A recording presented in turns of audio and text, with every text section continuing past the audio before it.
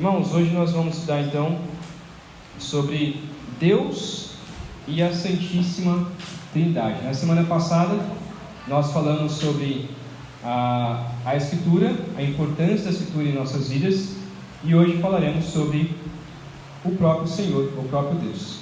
Infelizmente não vai dar para a gente entrar em tantos detalhes assim, uma EBD para falar sobre quem é Deus, mas não vai dar para olhar todos os textos também, mas eu quero de maneira rápida que a gente se lembre de alguns detalhes sobre quem é o Senhor. Primeiro ponto, então, eu resumi esse material que você tem nas suas mãos, eu resumi e fiz em formato de aula. Primeiro ponto, então, sobre quem é Deus. A primeira frase aí diz que Deus é em si mesmo, ou seja, o texto diz, a frase diz: o Senhor nosso Deus é somente um Deus vivo e verdadeiro, cuja subsistência é em e de si mesmo, infinito em seu ser e perfeição. Ou seja, Deus, existe um Deus, ele começa dizendo isso, existe um Deus vivo e verdadeiro, e ele é em si mesmo, ou seja, ele subsiste em si mesmo, ele existe em si mesmo. Ele não precisa de nada e nem ninguém para passar a existir. Então nós, como seres criados, nós precisamos de Deus para existir. Deus não precisa disso. Ele vai explicar isso nos próximos textos também. Quero ler um texto com vocês então de 1 Coríntios 8, 6. Alguém pode ler? 1 Coríntios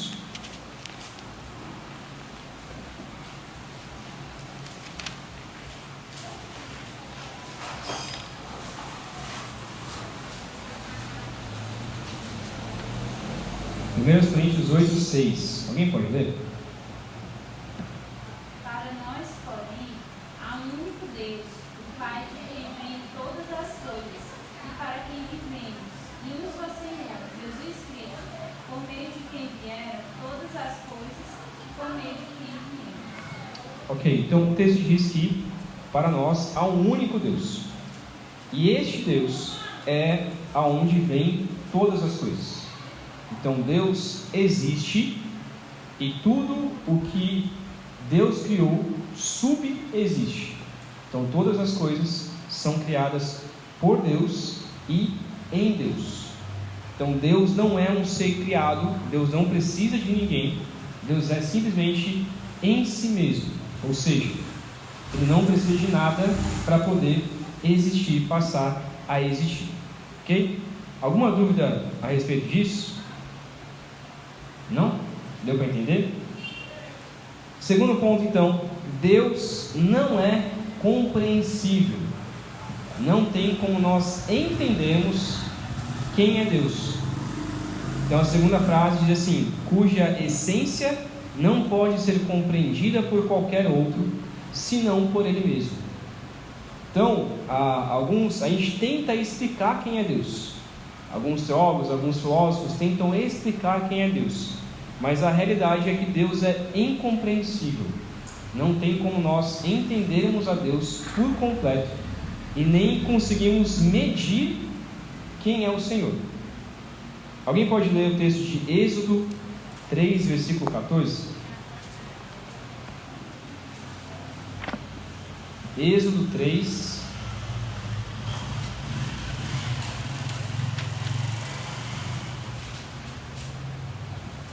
versículo 14. Deus disse: eu sou quem sou. E disse ainda: você dirá o seguinte: eu sou enviou-me a vocês. Ok, então quando Deus se apresenta a Moisés, o que ele diz é: eu sou o que sou. A ideia da frase é: eu sou aquilo que eu sou. Eu sou o próprio Deus, o eu sou. Então ele é incompreensível. Deus em si, ele não tem um nome, mas ele se apresenta então como o Senhor, o Yahweh, o Yahvé, o Jeová, como a gente fala, né? Lá no versículo 15 ele diz isso: diga aos israelitas, o Senhor, o Deus dos seus antepassados, o Deus de Abraão, o Deus de Isaac, o Deus de Jacó, enviou a vocês. Só que este nome de Deus, ele na verdade é uma representação daquilo que ele é. Então ele é o Senhor. E esse nome, Yahvé, ele já diz que ele é um nome incompreensível. Então não tem como nós compreendermos quem é esse Deus. Terceiro detalhe é que Deus, ele é invisível. Então, em alguns filmes, ou alguns desenhos, apresenta Deus lá com uma barba grande, um velhinho lá, às vezes até meio barrigudinho, parecendo o Papai Noel. Mas, na realidade, Deus, ele é invisível. Deus não tem uma forma, Deus não tem um corpo. Ele encarna em Cristo Jesus, mas ele em si, ele não tem um corpo, ele é invisível. Então, ele é um espírito puríssimo, invisível, sem corpo, partes ou paixões, a quem somente pertence a imortalidade, que habita na luz que nenhum homem pode acessar. Então é até interessante, porque quando a gente lê na Escritura, a gente percebe que os querubins que estão ao redor do trono de Deus, eles tapam o rosto porque eles não conseguem ver a glória de Deus. Então a glória de Deus, ela já é impossível de enxergar. E Deus mesmo em si, ele é invisível. Então quando nós formos para o céu, nós não veremos a Deus. É impossível ver a Deus. Ninguém jamais viu a Deus. O que nós veremos é uma porção, um pouco ali da sua glória, da manifestação da glória de Deus, o seu trono. Mas o trono de Deus em si, ele vai ter a glória dele, mas não o próprio Deus. Então é impossível nós vermos a Deus, e isso torna Deus ainda mais grandioso, porque ele é então invisível. Ok? Alguma pergunta sobre isso? Diga.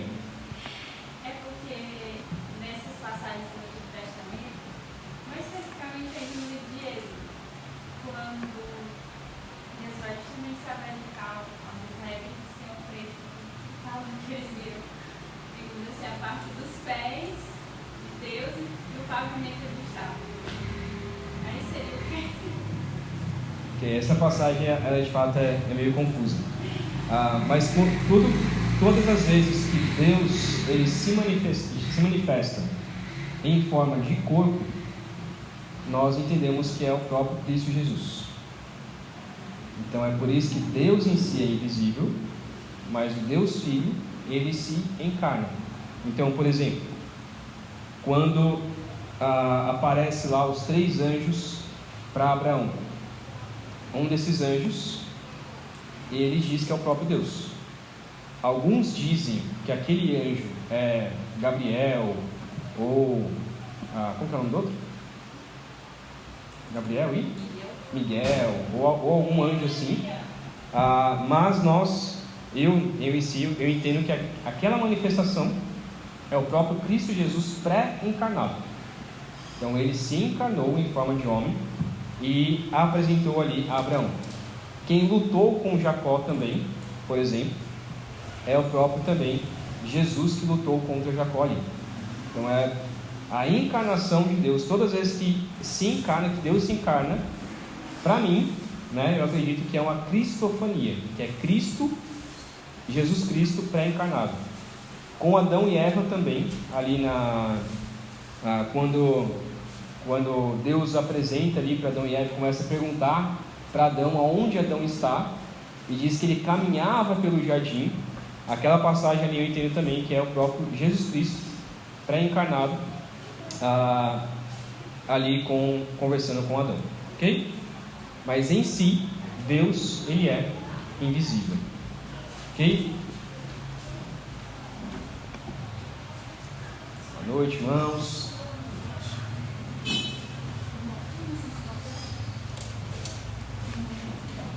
Ok? Vamos estar sentando.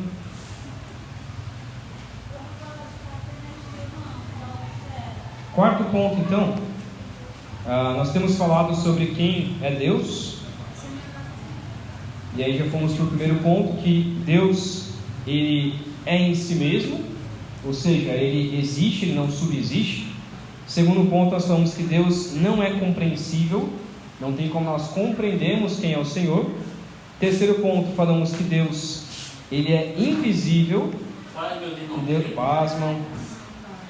Que Deus, ele é invisível, ou seja, Deus, ele não tem um corpo em si mesmo.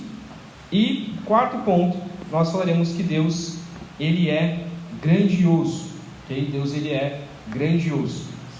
Então, na sua folha aí, você tem alguns pontos. Eu estou ali na parte dizendo que ele é imutável. Então você pode achar aí. Deus, ele é imutável, imenso, eterno, incompreensível, onipotente, em tudo infinito, santíssimo e sapientíssimo. Nova palavra aí para dar ali conhecer. Sapientíssimo. Vem de sabedoria. Então Deus, ele é eternamente sábio, mais sábio do que tudo o que nós podemos imaginar. Então Deus, ele é grandioso, ou seja, primeiro ponto ali, ele é imutável. Deus não muda. Deus não muda. Deus, ele é sempre igual o tempo todo. Ele não muda. Ele não é homem para mentir. Ele não tem sombra de dúvidas, como diz Tiago. Ele não muda, ok? Vou jogar aqui uma questão para vocês ficarem aí discutindo depois nos corredores, a respeito do arrependimento de Deus. Algumas passagens, por exemplo em Jonas, diz que Deus se arrependeu, e outra lá em Êxodo também, se não me engano, na discussão de Deus com Moisés, diz que Deus ali se arrependeu.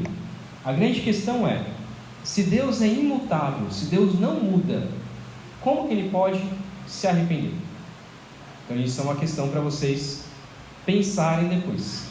Mas a questão aqui é, Deus, ele não muda. O texto, ele é bem claro que Deus não muda. Deus, ele é imenso, então é impossível nós medirmos ao Senhor. Não tem nenhuma vara de medir que possa medir o tamanho de Deus. Deus, ele é imenso e não tem uma forma como nós falamos, e ele não tem um tamanho, não tem tamanho algum. Ele é eterno, ou seja, Deus sempre existiu. Desde a eternidade, Deus sempre existiu. Não tem um começo de Deus. Não tem um momento em que deu um start e aí Deus passou a existir. Não existe isso. Deus, ele é eterno. Ele sempre existiu. Ele é incompreensível, como nós já falamos. Ele é onipotente, ou seja, ele tem todo o poder. Tudo o que Deus quiser fazer, ele faz. Tudo que Deus quiser fazer, ele faz.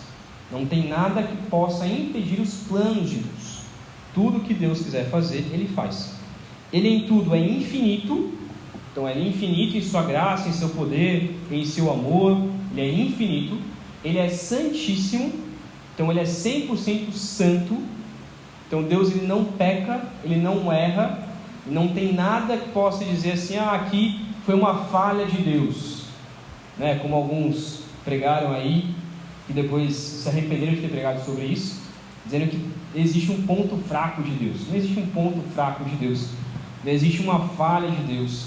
Deus, ele é 100% santo, 100% separado, e ele é 100% sábio. Então não há nada que Deus não possa compreender, não há nada que Deus não possa saber. Então não tem como nós escondermos o nosso pecado de Deus, não tem como nós escondermos alguma coisa de Deus, não tem como a gente enganar a Deus, não tem como fazer isso, não tem como exigir algo de Deus, como alguns neopentecostais acreditam, no sentido de que não, você tem que barganhar com Deus, você tem que barganhar com Deus e exigir aquilo que é seu. Não, porque Deus, ele é 100% sábio, não tem como discutir com Deus. É impossível discutir com Deus. Ok? Quinto, Deus, ele é livre. Deus, ele é livre. Então ele é completamente livre e absoluto. operando todas as coisas segundo o conselho da sua vontade imutável e justíssima, para a sua própria glória, ou para a sua própria glória. Então, Deus, ele faz tudo conforme lhe agrada. Deus faz tudo conforme lhe agrada. Deus faz aquilo que ele quiser. Então, o conselho de sua vontade imutável e justíssima. E tudo o que Deus faz é bom. Tudo que Deus faz é bom. Nada do que Deus possa fazer, não, aqui ele errou, aqui Deus não foi justo, aqui Deus ele não foi perfeito. É impossível isso, porque Deus ele é completamente livre e absoluto, ele faz tudo conforme ele quer. Então, até mesmo tem coisas que são incompreensíveis para nós, mas se Deus, por exemplo, quisesse matar toda a humanidade, ele pode fazer isso sem pecado algum, porque ele é Deus, ele é poderoso, ele pode fazer aquilo que ele bem entender, e tudo que ele fizer está livre do pecado, tudo que ele fizer é bom, ok? Vamos ler um desses textos. Vamos ler Isaías 46, versículo 10. Alguém pode ler?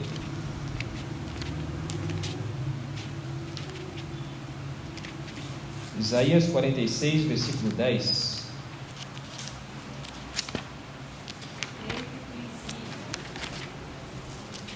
Desde o princípio anuncio o que há de acontecer, e desde a antiguidade revela as coisas que ainda não sucederam. Eu digo, o meu conselho permanecerá em pé, e farei toda a minha vontade. Ok, então o meu propósito permanecerá em pé, e farei tudo o que me agrada. Então Deus tem esse direito, né? Nós não podemos fazer tudo aquilo conforme nos agrada. Nós não temos esse direito. A gente faz aquilo que agrada a Deus, aquilo que glorifica a Deus. Pelo fato de Deus ser Deus, o Todo-Poderoso, ele faz tudo conforme lhe agrada. E tudo acontece da maneira como Deus quer. Até mesmo o fato de Adão ter pecado aconteceu conforme Deus queria. Sim, Deus colocou essa possibilidade e aconteceu da forma como ele quis. Dentro do livre-arbítrio de Adão, dentro ali da liberdade de Adão, Deus fez com que tudo acontecesse para que o homem pecasse e para que futuramente Deus enviasse Cristo Jesus para morrer na cruz. Então, dentro da nossa liberdade, Deus ainda age da maneira para acontecer tudo conforme lhe agrada. Por isso que é incompreensível nós entendermos como isso acontece. É impossível nós entendermos a soberania de Deus junto com a responsabilidade humana, junto com a liberdade que o homem tem de fazer as suas escolhas. É impossível nós entendermos isso, ok? Alguma pergunta até aqui? Então falamos que Deus é em si mesmo, Deus não é compreensível, Deus é invisível, Deus é grandioso e Deus é livre, ok? Sexto, Deus é amor. Então muita gente gosta de pregar isso, né? Deus é amor. Aí alguns dizem, Deus é amor, mas é justiça. Por isso que o sétimo ponto é Deus é justiça. Então Deus é amor. Ele é amoricíssimo, essa palavra aí ainda acrescentando aí a questão do amor. Então Deus é muito mais do que amor, ele é amor em si mesmo. Ele é gracioso, misericordioso, longânimo, abundante em bondade e verdade, que perdoa a iniquidade, a transgressão e o pecado, o galardoador dos que diligentemente o buscam. Então Deus, ele é amor em si mesmo. A essência de Deus é o amor. Por isso, ele é gracioso, ele é misericordioso, ele é longânimo, ou seja, ele é tardio em se irar, ele é tardio em irar contra o pecado, ele é abundante em bondade e verdade, ele perdoa a nossa iniquidade. Então Deus é um Deus amoroso. Nós podemos acreditar nisso, que Deus, ele ama aqueles que o buscam. Ele é galardoador, ou seja, ele concede bênçãos a todos aqueles que o buscam. Então Deus, ele é amor. Vamos ler Hebreus 11, versículo 6.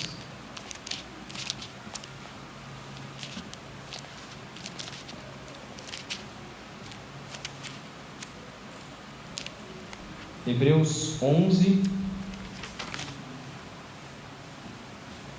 versículo 6.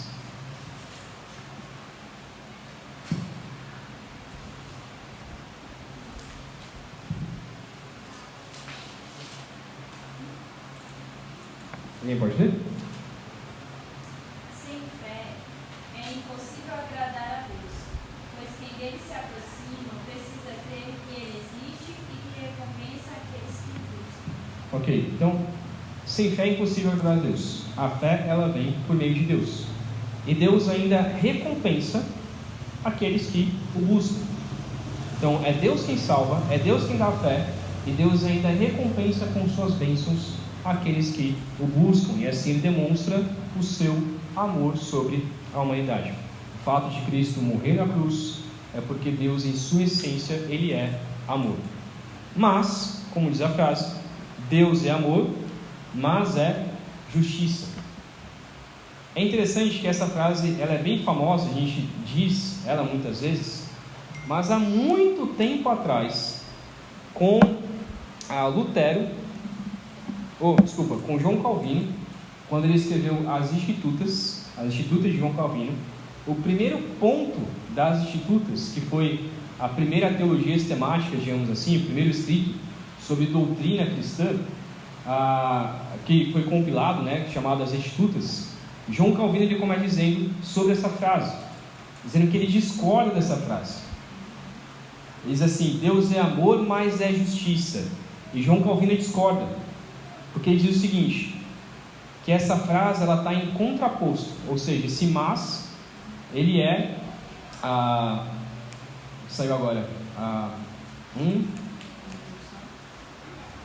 uma conjunção adversativa, uma conjunção adversativa.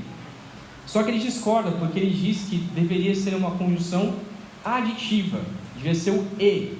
Então é Deus é amor e justiça. Uma coisa não é contrária à outra. Porque quando a gente fala assim, Deus é amor, mas é justiça, parece que a justiça de Deus ela é ruim. Ela é contrária ao amor. E na verdade não. Na verdade, o que João Calvino diz é que Deus, ele é amor, e pelo fato dele ser amor, ele é justo. Deus é justo, e pelo fato dele ser justo, ele é amoroso. Então uma coisa não é diferente da outra. Não é como se a justiça de Deus fosse algo ruim. A justiça de Deus é algo bom. E a justiça de Deus também é por meio do amor. E o amor também é por meio da justiça. Então Deus é amor e é justiça. E é justo. Então o texto diz: e contudo, justíssimo e terrível em seus julgamentos, odiando todo o pecado, e quem de modo algum terá o culpado por inocente. Então Deus, ele é justíssimo e terrível em seus julgamentos. Deus, ele julga conforme ele quer. E ele odeia todo o pecado e nunca vai condenar injusto. E nunca vai salvar o ímpio, mas por meio da justiça de Deus, por meio da justiça em Cristo Jesus. Então ele vai recompensar conforme nós merecemos, mas pelo fato de ele ser amoroso, então ele salva mesmo por meio da justiça em Cristo Jesus. Então uma coisa não difere da outra, ok? Alguma pergunta até aqui? Vai, irmão João. Deus é amoroso, porque deu 3 chances para cair, para se arrepender, né? Você vê, né? Porque o Caim fez, matou Abel, e Deus deu 3 chances, a última chance que ele deu, ainda deu ainda para ele ficar andando pelo mundo, 3 chances, né? E segundo, a outra palavra que eu ia perguntar Deus é bom, mas lá como também tem Noé, no termo de dilúvio, né? Que Deus, ele, de acordo com o que eu ouvi, Deus parece ter se arrependido de ter acabado daquela situação para a nação, né? De água, né? E aí ele, quando o dilúvio terminou, foi tão certo que ele reduziu, né, os anos que as pessoas tinham para alguns anos, né? Justamente, mas até mesmo ali no dilúvio, né, como muitos consideram, não, ali Deus foi mal, ali Deus foi ruim, mas ele avisou o povo. Ele avisou, ele foi avisando durante a construção ali, que foi o tempo ali de 120 anos praticamente da construção, o povo foi sendo avisado. O povo foi sendo avisado de que iria acontecer isso.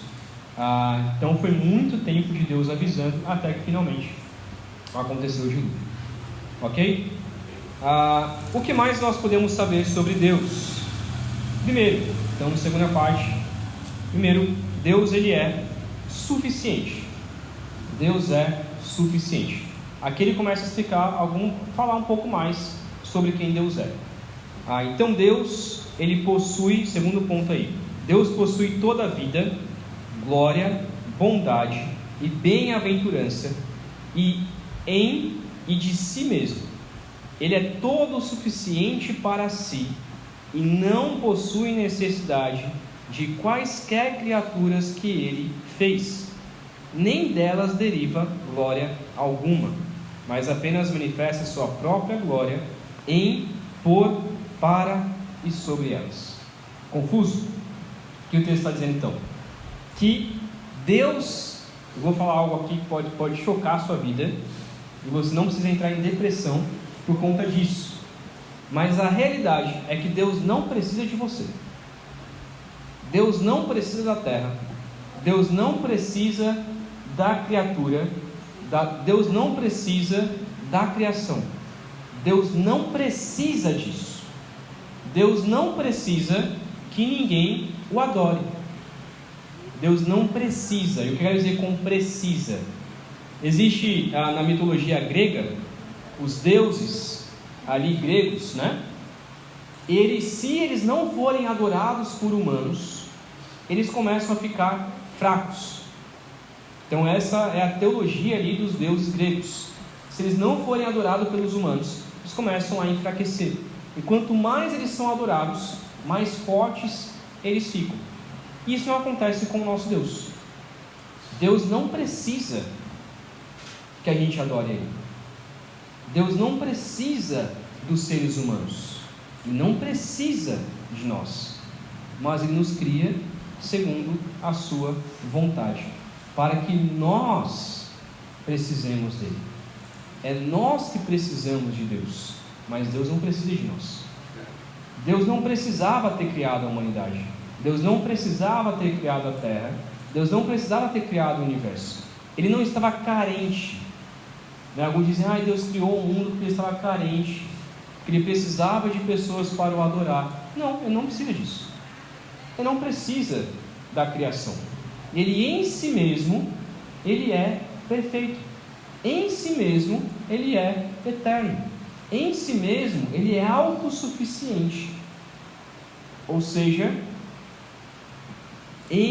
na trindade, ali na trindade perfeita, entre o Pai, o Filho e o Espírito, eles têm em si mesmo a glória deles. Eles não precisam de alguém para acrescentar. E isso é o que torna Deus mais incrível. Por que então Ele cria os homens? Por que Ele cria o mundo? Para compartilhar a sua glória. Para que nós possamos ter uma vida e glorificar ao Senhor. E Deus sabe muito bem quem nós somos. Deus sabe cada pessoa. Ele conhece cada fio de cabelo nosso. Ele conhece pelo nosso nome. Então Deus ele não precisa de nós, mas Ele quer. Ele nos quer que a gente seja criado e que a gente passe a o adorar. Ok? Alguma pergunta sobre isso? Igor. Perdão até por a gente ter chegado atrasado, mas também pela minha certa ignorância.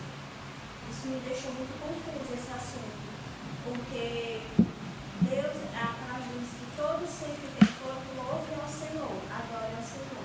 E eu sei muito bem que Deus não precisa mesmo da gente para nada. Ele é suficiente, ele é soberano.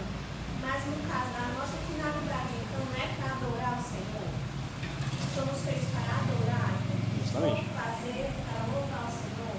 Mas como assim a gente ele não precisa ser adorado por nós? Justamente.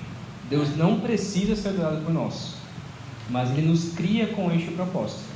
Ele nos criou para que a gente possa o adorar.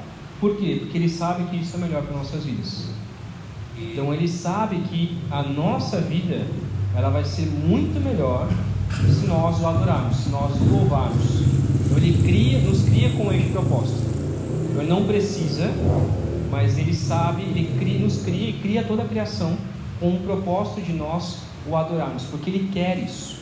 Ele quer que pessoas o adorem. Ele não precisa disso, mas Ele quer. Porque Ele sabe que se a gente não adorar, vai ser pior para nossas vidas mesmo. Então, mais ou menos isso. Irmão João. Como você falou aí, quer dizer que nós precisamos ir a Cristo, não Ele vir a nós, né? Justamente. Como é, irmão João? Nós que temos a Cristo, não é Ele vir a nós. Você entendeu o que eu falei? Não. Tem que nós que temos a Cristo, nós temos a Deus, não é Deus vir a nós. Uhum. Né? Sim. Não é?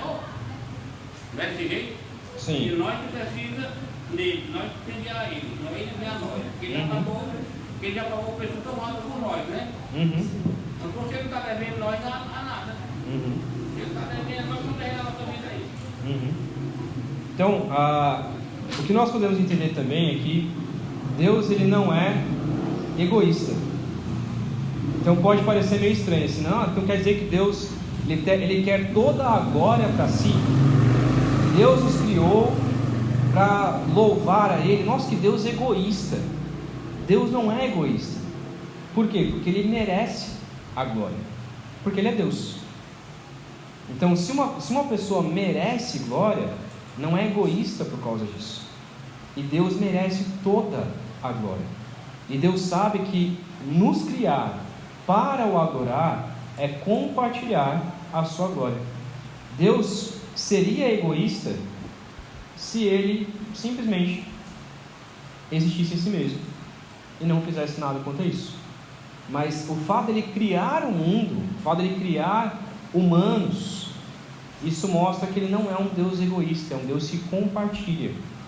E o fato dele ter morrido na cruz para nos salvar pelos nossos pecados é a maior demonstração de que Deus não é egoísta. Porque o que Deus poderia ter feito? Ele poderia ter criado o mundo e aí, Adão pecou, mata Adão, mata Eva, faz uma nova criação, faz novos humanos e faz humanos perfeitos. Mas Ele cria o ser humano com a possibilidade de pecar, sabendo que se Adão pecasse, Ele teria que enviar Cristo Jesus para morrer na cruz por nós. E essa é a maior demonstração de que Deus não é egoísta. E Ele ainda envia Cristo Jesus, nascido de humano, morre na cruz. Então Deus é morto ali e é ressurreto. Então Deus ele sofre, o próprio Deus sofre por amor a nós, meras criaturas, meros seres. Hoje na pregação a gente vai falar sobre a criação de Deus, né?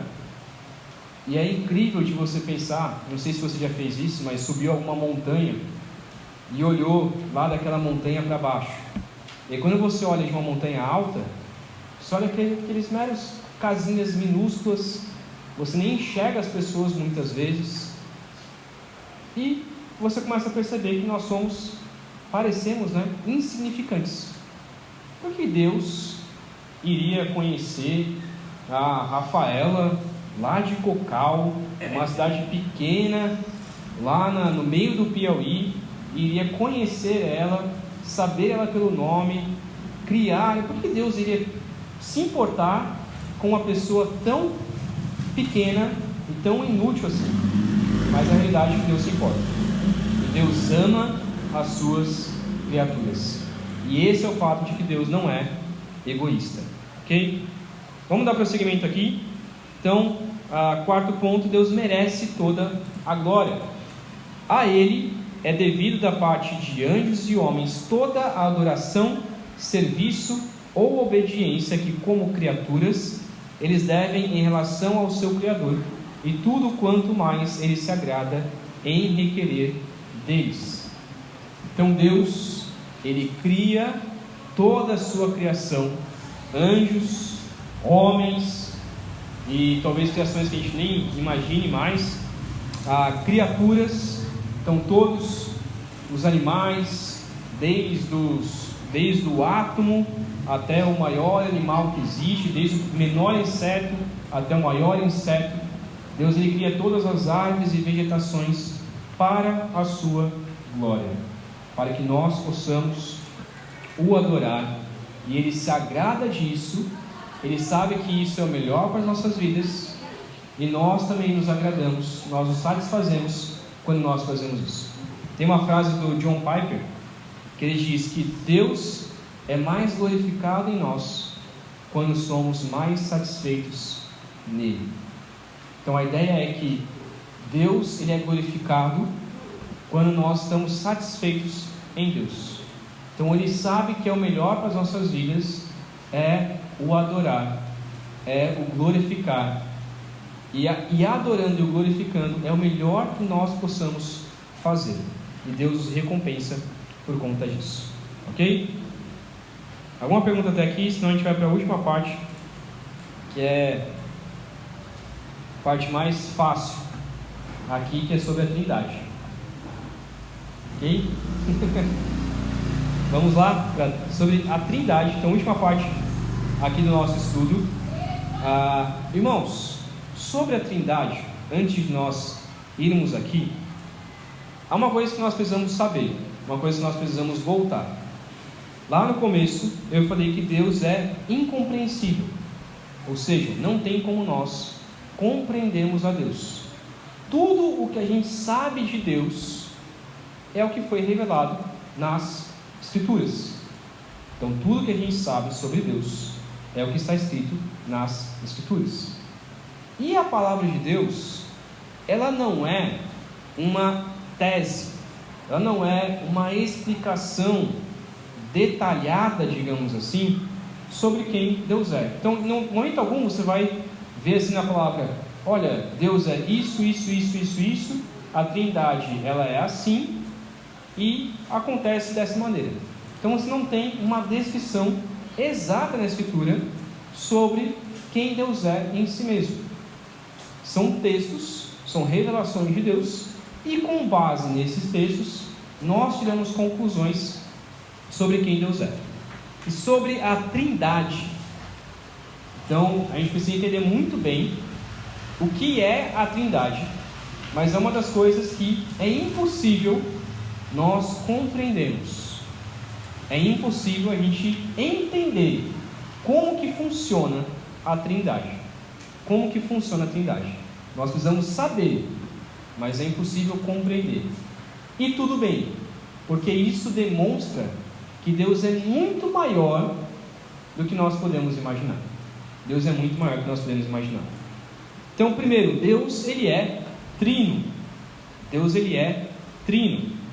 Então a frase diz aí: em seu ser divino e infinito há três subsistências: o Pai, a Palavra ou o Filho, então Pai, Cristo Jesus, e o Espírito Santo. Como nós descobrimos isso? Logo no começo de Gênesis, nós não temos, Gênesis 1:1, que é o que a gente vai estudar hoje, não tem lá, olha, Deus é três. Não diz isso. Diz simplesmente: disse Deus, criou Deus os céus. No princípio Deus criou os céus e a terra. Disse Deus: haja luz. Então nós não temos ali falando, olha, Deus é 3. Mas, logo em seguida, nós temos dizendo que o Espírito de Deus pairava sobre a face das águas. Em Gênesis 1:26, nós temos então uma descrição daquilo que pode significar que Deus é plural, que Deus é, entre aspas, mais do que um. Que é Gênesis 1:26 que diz: façamos o homem à nossa imagem e semelhança. A palavra ali, façamos, no plural, é Deus dizendo para si mesmo: nós iremos criar o homem. E conforme a gente vai ler na Escritura, textos, por exemplo, como 2 Coríntios 13, versículo 14, que é o final ali de 2 Coríntios, aonde nós tiramos a bênção apostólica, que é a graça de Cristo Jesus, o amor de Deus o Pai e o consolo do Espírito Santo, que seja conosco. Então, à medida que Deus foi se revelando a nós, Ele foi nos mostrando que Ele é 3, mas na realidade Ele é um só. Confuso, eu sei, mas de uma substância, o texto diz aqui, poder e eternidade, cada um possuindo completa essência divina e ainda assim essência indivisível. Então Deus não é 3. Nós não somos politeístas. Nós não acreditamos que Deus, em vários deuses. Nós acreditamos em um só Deus. Mas esse Deus é 3 pessoas. É um Deus em 3 pessoas. Está errado a gente falar é um Deus que se manifesta em 3 pessoas. Que manifesta é como se Ele manifestasse uma hora como Pai, depois outra hora como Filho, depois outra hora como Espírito Santo. Não, sempre existiu Deus Pai, Deus Filho, Deus Espírito Santo. Sempre existiu Deus Pai, Deus Filho e Espírito Santo. Mas é um Deus só. É um Deus só, mas é 3 pessoas da Trindade. É isso que a gente sabe sobre a Trindade. Nós podemos compreender isso? Não. Não dá para a gente compreender. E isso é incrível. Por mais que a gente use, né? Tem gente que usa lá, não, é como se fosse um ovo. Então tem a clara e tem a gema, mas é uma coisa só. Não, porque o ovo e a clara você consegue dividir. E Deus não tem como dividir. Não é como a água, o copo da, como o tempo, né? O calor da água. Então é o gelo, aí a água comum e o vapor, a água quente, o vapor. Então é uma água, mas elas são 3 essências. Não, também não é isso. Porque Deus não se manifesta no gelo, não se manifesta em água, nem no vapor. É uma coisa só. É uma coisa só. Então, os reformados eles até criaram, depois eu posso tornar no grupo, um diagrama, né, uma imagenzinha, que é literalmente assim: Deus no centro, Deus Pai, Deus Filho, Deus Espírito. Deus é o Pai, Deus é o Filho, Deus é o Espírito. Mas Deus não é o Pai, mas não é o Filho. Deus Pai não é o Filho, Deus Filho não é Espírito, Deus Espírito Santo não é o Filho. Confuso, eu sei. Mas é o que nós sabemos sobre a Trindade. É o que nós sabemos sobre Deus. Nós sabemos que o Filho, Cristo Jesus, Ele é Deus. Nós sabemos que o Espírito Santo, Ele é Deus. E nós sabemos que Deus Pai, Ele é Deus. Mas há um único Deus. Um único Deus. Então, o segundo ponto ali, tem o Deus Pai, o Deus Filho e o Espírito Santo. E aqui que continua mais a confusão e vai mais profundo ainda. Porque o Pai de ninguém é gerado e nem procedente. Ou seja, o Pai, Ele é único. Mas, quando nós damos a Escritura, lá em João 1, versículo 14 e versículo 18, diz que o Filho é eternamente gerado do Pai. Não é criado, mas Ele é gerado do Pai. Por isso é chamado então de Filho. O que é esse gerado? Sendo que Jesus sempre existiu. Nós não conseguimos entender o que é esse gerado. E o Espírito Santo, ele é procedente do Pai e do Filho. Então não existe uma hierarquia, digamos assim, porque cada um, em sua essência, o adoram em si mesmo, mas o Filho, ele obedece o Pai, e o Espírito Santo faz aquilo que o Filho e o Pai o mandam. Então não existe uma hierarquia, é uma coisa em si, mas é assim que acontece. Então o Filho, o tempo todo, quer adorar o Pai. O Espírito Santo, ele então obedece o Pai e o Filho e faz tudo conforme o Pai e o Filho mandam. E assim, Deus Pai honra o Filho e o Espírito Santo, e há uma eterna glorificação entre eles mesmos, ou entre Ele mesmo. Então dá para a gente compreender a Trindade? Não dá. Não dá. E por mais que você bata a cabeça e estude milhares de livros para compreender como isso funciona, não dá para nós entendermos. Não dá para entendermos. Então, por fim, Deus, Ele é um. Portanto, um só Deus, que não deve ser dividido em seu ser ou natureza, mas sim distinguindo pelas diversas propriedades peculiares e relativas em relações pessoais.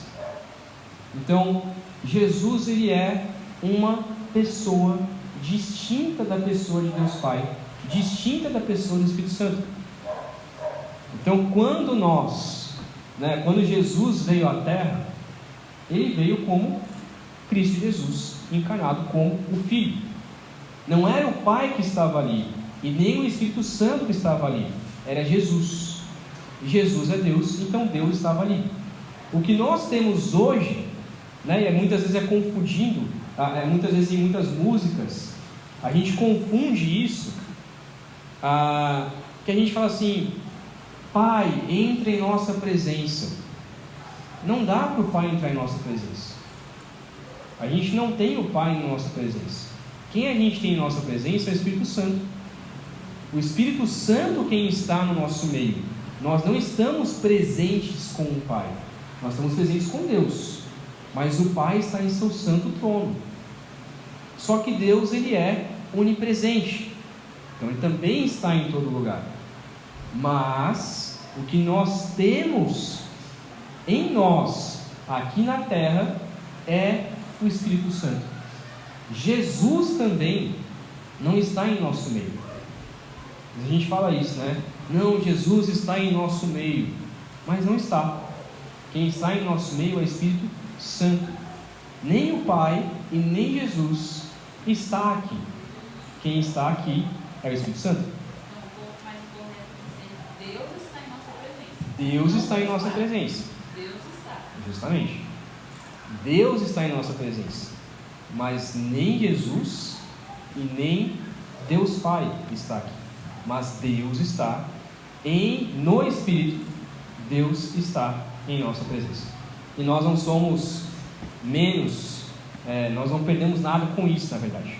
Não perdemos nada com isso. Porque Deus é um só. Então, como Ele é um só, como Jesus diz, eu e o Pai somos um. E quem vê o Filho, vê o Pai.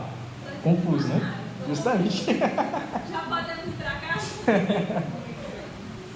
Então, tem um outro ponto também que eu queria colocar, e aqui talvez entre questão de discussão, é que muitas vezes em nossas orações, e aqui talvez alguns discutem e discordem de mim, tá bom? Mas uma perguntinha para vocês: para quem que a gente ora?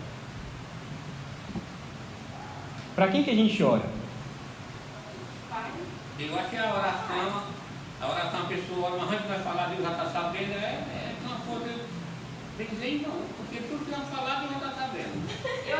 Não, a gente tem que orar. A gente tem que orar, mas só que tudo que a gente falar, Deus já está sabendo. Mas Deus quer conversar com a gente por meio da oração. Se Deus obedecesse a nossa oração, tudo que a gente pede, tinha crente de orar até por gente estar de pé.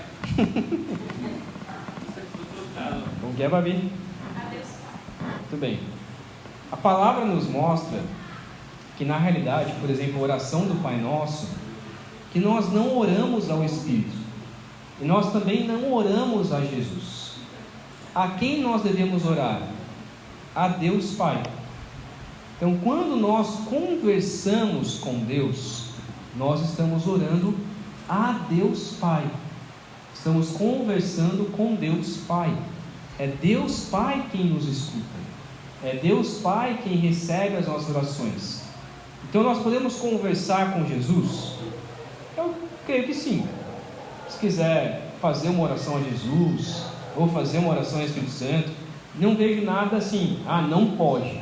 Mas na realidade, quem recebe as nossas orações, com quem a gente conversa, é com Deus Pai. Mas como que funciona a oração? Nós fazemos uma oração a Deus.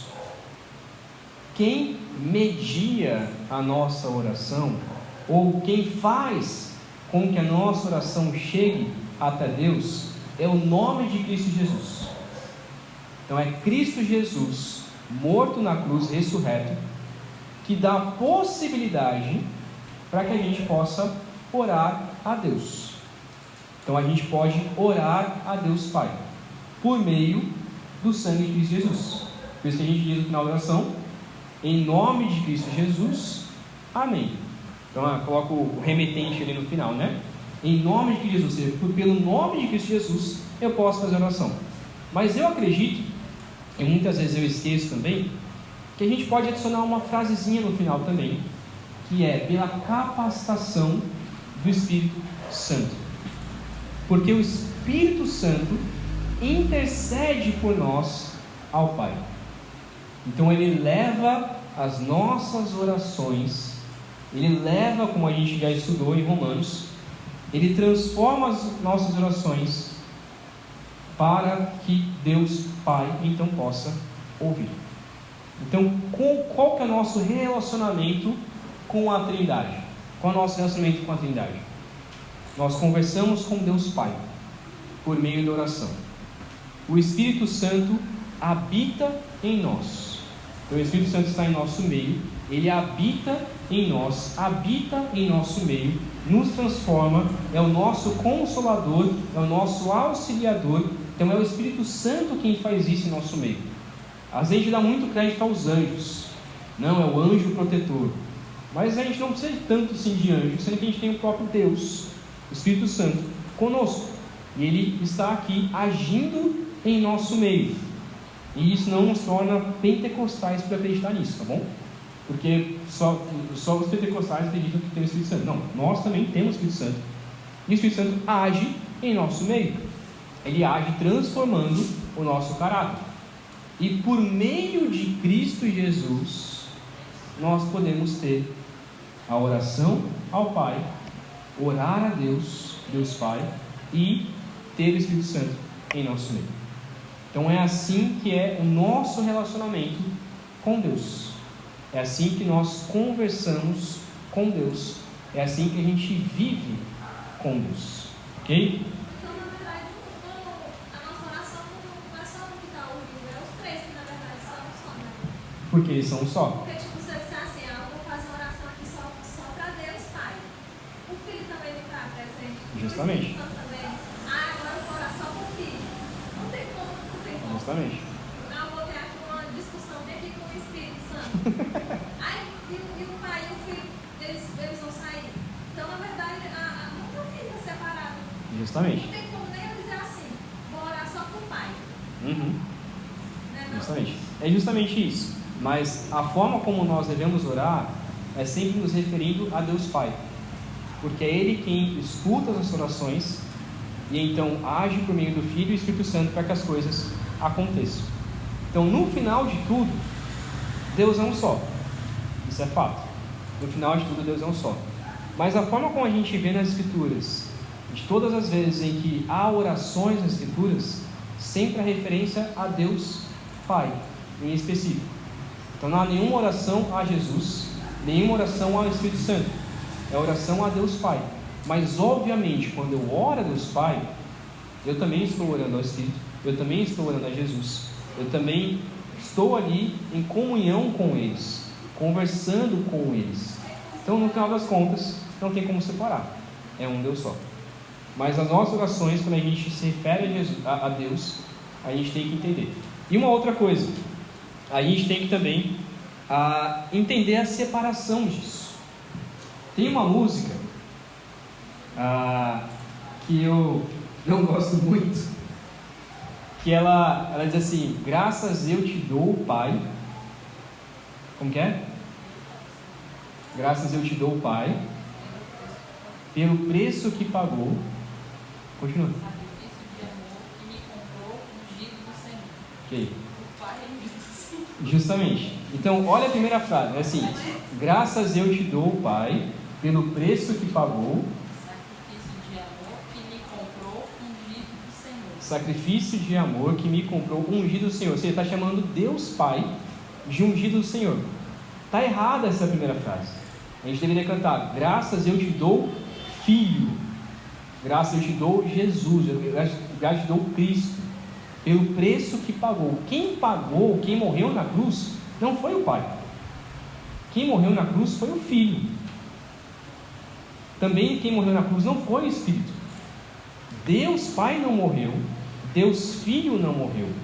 Quem morreu foi o Deus Espírito Santo não morreu. Quem morreu foi o Deus Filho. Então quem morreu na cruz foi o Deus Filho. Ok?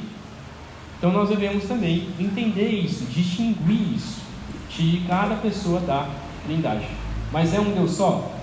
Sim. Irmãos, como eu disse no início, é confuso nós entendermos isso? Muito, muito. Dá para a gente compreender? Não. A matemática é outra. Porque não bate. E o que é mais legal, que eu acho mais incrível, é que quanto mais a gente estuda sobre a Trindade, mais a gente vê como Deus é grandioso, como Deus é poderoso, como Deus é algo que a gente não consegue nem compreender e imaginar. E justamente por isso.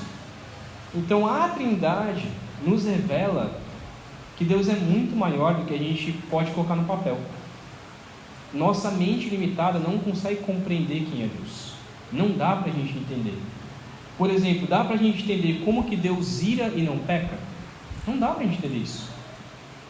Dá para a gente entender como que Deus mata, mas Ele não peca ao matar pessoas? Não dá para a gente compreender isso. É impossível. A gente tenta explicar, mas não dá para a gente compreender a essência disso. E é isso que é mais legal. E cada vez mais que você vai vivendo o Evangelho, né, conhecendo a Escritura, é claro que a gente vai ficar confuso com muitas coisas, mas isso vai nos mostrando o quanto Deus é tão grande que é impossível a gente colocar ele numa caixinha fechada e falar: ó, Deus é isso aqui. Não dá. A gente tenta, mas não dá. Deus é muito maior, Deus pode fazer muito mais coisas do que a gente sabe. O que a gente tem da revelação de Deus é o que está na Escritura, mas Deus é muito mais do que isso. Ok? Por fim, essa doutrina da Trindade é o fundamento de toda a nossa comunhão com Deus e confortável dependência dele. Então, a nossa comunhão com Deus, ela depende de aceitarmos que Deus ele é trino. Nós podemos compreender, não conseguimos compreender, mas esse é o fundamento da nossa fé. Então nós precisamos aceitar isso. Podemos entender isso é essência, mas não compreender por completo. Então existe um Deus Pai, um Deus Filho e um Deus Espírito. Todos, ambos, são Deus em um só. Há um único Deus e Senhor de todos. Ok? Alguma pergunta, irmãos? Alguma pergunta? Duas. Vai, irmão João.